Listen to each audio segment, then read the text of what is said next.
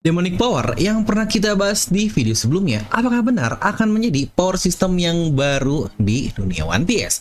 Namun saudara kalian, ada beberapa karakter topi jerami juga loh yang sangat identik dengan pengkarakteran iblis yang Oda berikan kepada mereka. Nah, gak cuma sebelum sini, kali ini kita akan membahas lagi nih tentang periblisan atau Shaiton. Tapi balik lagi sekarang di versi bajak laut topi jerami. Karena sepertinya bakal banyak banget nih masalah persetanan yang akan Oda explore di saga terakhir dari serial One Piece ini. Ya emang juga sih pada udah mau puasa tetapi malah banyak persetanan. Coba siapa juga mungkin di sekitaran kalian atau circle kalian punya teman yang malah kayak setan. Nah, makanya pastikan kalian tonton video sampai habis agar tidak ada informasi yang miss dan juga setengah-setengah. Karena balik lagi One Piece itu tidak masuk akal, tapi akal bisa masuk. Dan buat para nakama baru juga di channel Filmi dan kalian suka dengan pembahasan One Piece yang sangat tip, bisa bantu subscribe dan nyalakan bel notifikasinya. Nah, mari tanpa basa-basi lagi kita langsung saja. Wadaw.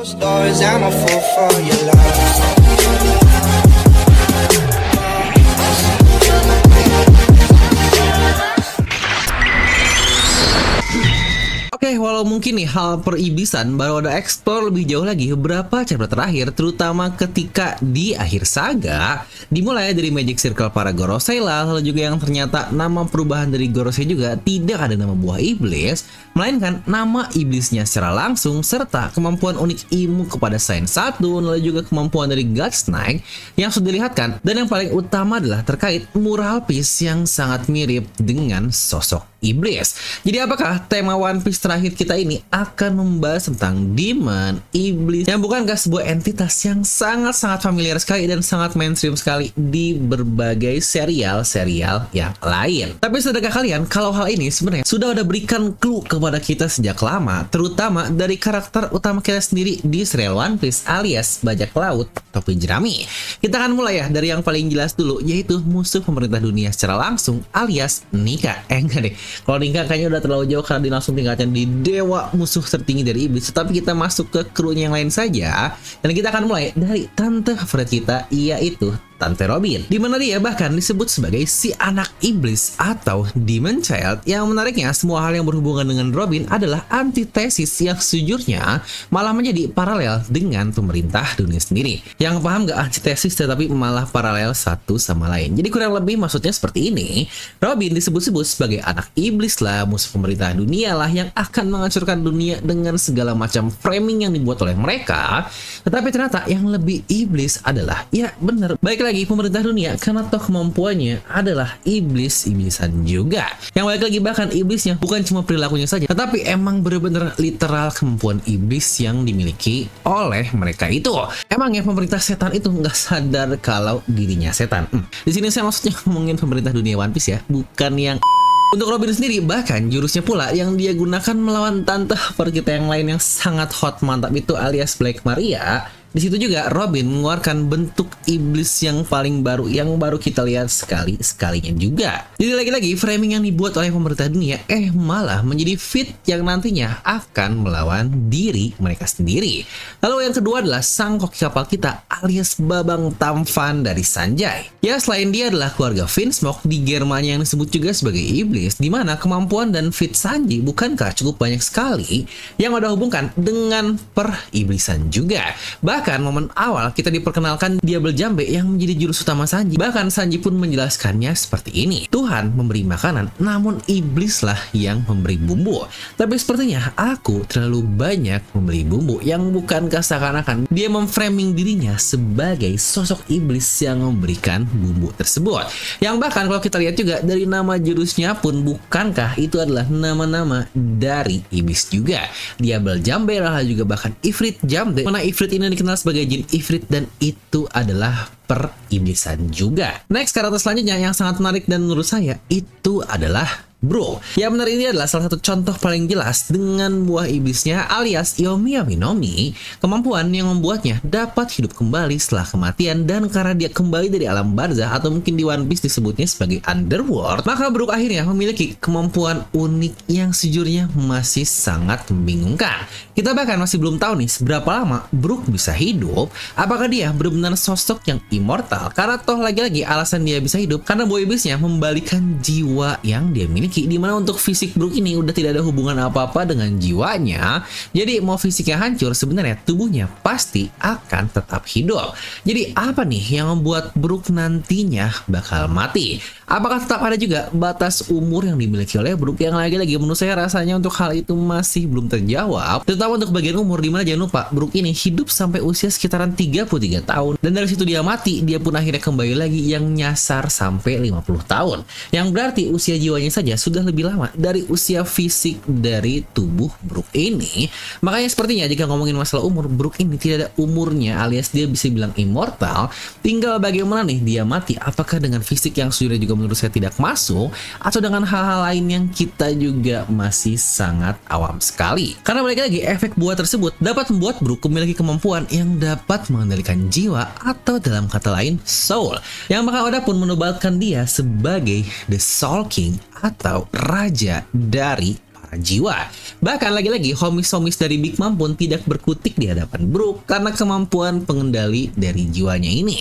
Ya lagi-lagi kecuali homies utama seperti Zeus, Prometheus, karena homies utama ini adalah homies yang dimiliki oleh jiwa-jiwa Big Mom asli. Jadi balik lagi lah, ini kita ngomongin Big Mom yang kekuatannya sangat-sangat tinggi sekali. Jadi nggak mungkin lah jiwanya selama itu langsung bisa dikalahkan oleh sosok seperti Brook yang notabene mungkin dari sisi haki atau ambisinya di bawah dari Big Mom. Tapi yang gilanya adalah ternyata selain manipulasi jiwa seperti itu, Brook juga dapat mengambil kemampuan dari underworld alias hawa dinginnya. Mungkin konsep yang kita mengerti kayak ya udahlah, jiwa kematian alias dunia chill dari underworld yang dingin beku seperti itu. Yang ternyata hal ini pun digunakan oleh Gorosei favorit kita alias Venus Juro, di mana dia adalah iblis Bakotsu dan dia dapat menggunakan kemampuan es yang dia ambil dari underworld juga.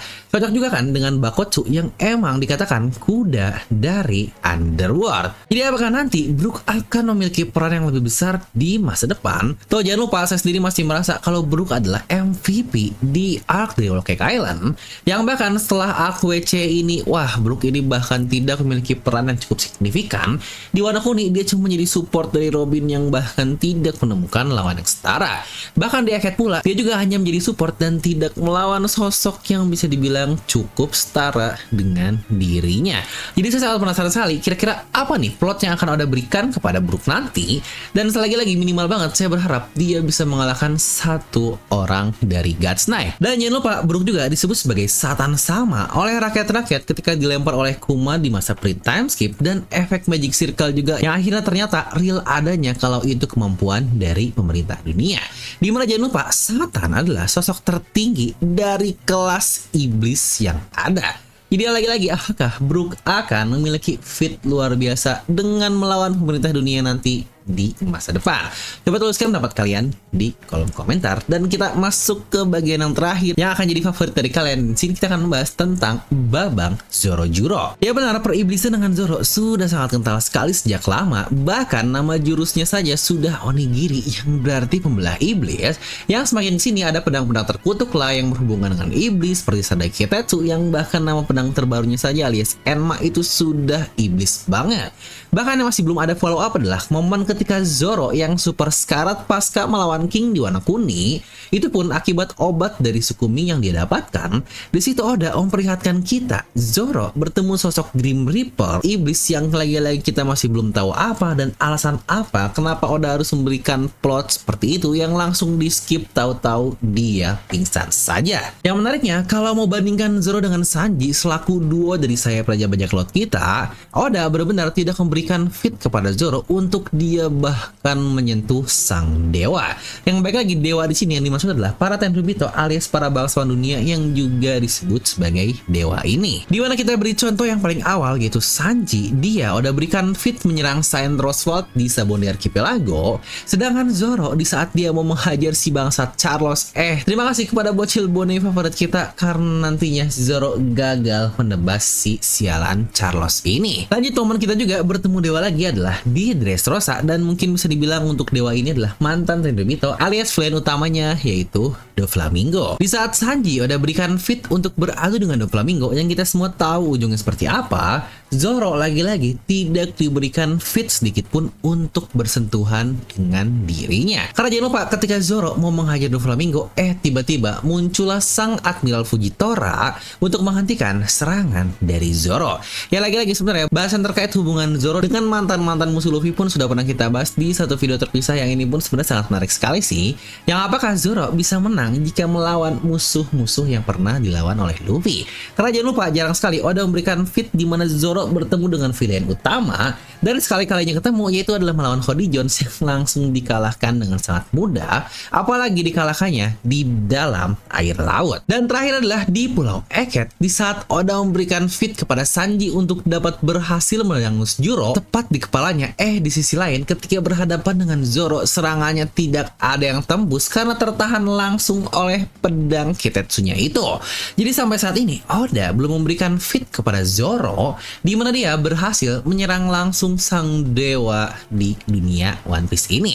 Namun satu yang menurut saya lebih mencurigakan adalah jurus ultimate Zoro yang sejujurnya menurut saya ini adalah satu-satunya jurus ultimate yang ada di serial One Piece ini. Karena ingat Gear 5 Luffy yang awalnya kita melihat tiga ini akan menjadi satu ultimate yang wah ultimate banget, ternyata kemampuannya digunakan dan bahkan diforsir terus-terusan yang kesan ultimate-nya bukankah akan hilang jika dipergunakan secara reguler seperti itu. Yang bahkan Diablo Jambe Sanji pula yang awalnya adalah jurus ultimate ternyata juga digunakan secara reguler dan tinggal satu jurus ini saja alias Asura Zoro yang memang benar-benar ultimate. Karena saya ingat saya selama serial One Piece berjalan terutama manganya hanya 3 kali Oda membuat Zoro menggunakan jurus ultimate-nya ini. Dimana pertama tentu saja ketika dia melawan Kaku dan yang kedua adalah ketika melawan Pacifista di Sabaody Archipelago yang itu pun sangat gila sekali, dan yang ketiga adalah ketika melawan Kaido saat tubuhnya pun sudah terluka sangat parah pasca menahan serangan Hakai.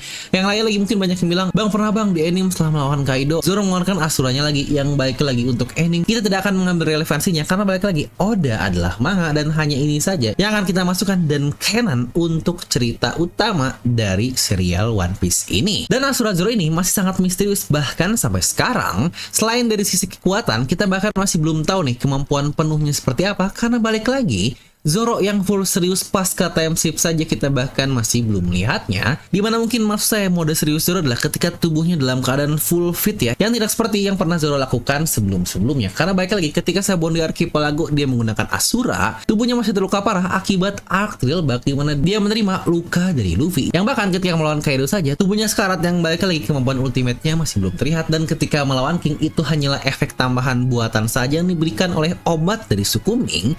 Jadi balik lagi Oda belum perlihatkan kita bagaimana Zoro benar-benar bertarung dalam keadaan fit dan sangat-sangat serius. Ngomongin masalah Asura Zoro, apa nih basis dari kemampuan yang dia miliki? Kenapa dia bisa seakan-akan menciptakan aura seperti itu? Yang banyak teori berkata kalau dulu itu adalah manifestasi dari Hausokuwakinya Zoro yang bisa menciptakan objek fisik sampai real seperti itu. Yang teori ini pun sudah sangat terkenal sebelum Zoro terkonfirmasi memiliki Hauskonohaki yang sekarang sudah terkonfirmasi. Yang sebenarnya untuk faktor pendukungnya berarti jadi lebih banyak. Namun balik lagi itu pun masih sebuah teori dan kita masih belum tahu konsep dari Asura ini seperti apa. Apakah ternyata ada hubungan dengan periblisan menjadi tema Zoro di serial ini? Dan apakah itu akan menjadi satu kekuatan untuk melawan pemerintah dunia hingga sampai pada akhirnya nanti Zoro berhasil bersentuhan dengan sang dewa di dunia ini? Jangan lupa Zoro dengan Enma yang disebut sebagai King of Underworld dan menjuluki dirinya sebagai King of Hell atau Raja Neraka. Di saat kemampuan dari pemerintah dunia seperti contohlah Samrock saja sudah Cerberus yang notabene dia adalah penjaga neraka atau bahkan penjaga dari Underworld, yang bahkan para Gorosei saja ingat kata-kata Sabo disebut sebagai penghuni dari neraka. Dan Zoro menyebut dirinya sebagai King of Hell atau Raja dari neraka itu.